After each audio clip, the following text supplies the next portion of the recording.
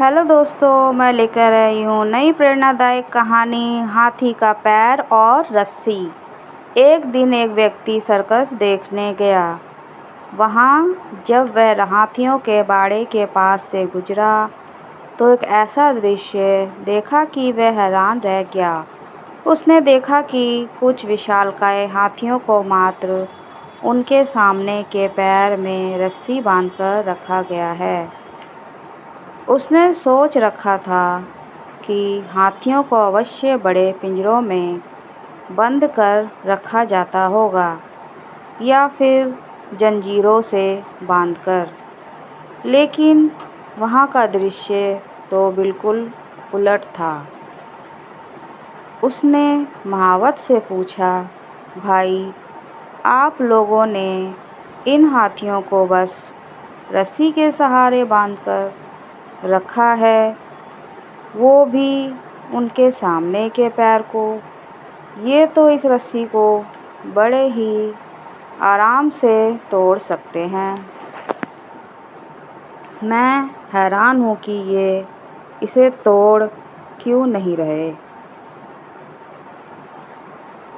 महावत ने उसे बताया, ये हाथी जब छोटे थे तब से ही हम उसे इतनी ही मोटी रस्सी से बांधते आ रहे हैं। उस समय इन्होंने रस्सी तोड़ने की बहुत कोशिश की, लेकिन ये छोटे थे, इसलिए रस्सी को तोड़ पाना इनके सामर्थ्य के बाहर था।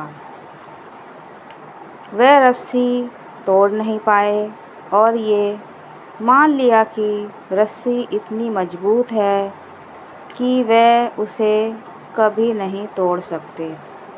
आज भी इनकी वही सोच बरकरार है। इन्हें आज भी लगता है कि ये रस्सी तोड़ नहीं पाएंगे, इसलिए ये प्रयास भी नहीं करते। यह सुनकर वह व्यक्ति हैरान रह गया। तो दोस्तों, कहानी से क्या सीख मिली आपको, मुझे कमेंट करके भी बताएं और जानते हैं कि इस कहानी से क्या सीख मिलती है। दोस्तों, उन हाथियों की तरह हम भी अपने जीवन में नकारात्मक सोच रूपी रस्सी से बंध जाते हैं। जीवन में किसी काम में सफलता प्राप्त किए बिना असफलता को हम अपने दिमाग में बिठा लेते हैं और यकीन करने लगते हैं कि एक बार किसी काम में असफल होने के बाद उसमें कभी सफलता प्राप्त नहीं होगी। इस नकारात्मक सोच के कारण हम कभी प्रयास ही नहीं करते। ज़रूरी यह है कि इस नकारात्मक सोच से बाहर निकलने की, उन कमियों को पहचान कर उन कमियों को दूर करने की जो हमारी असफलता का कारण बनती है। नकारात्मक सोच हमारी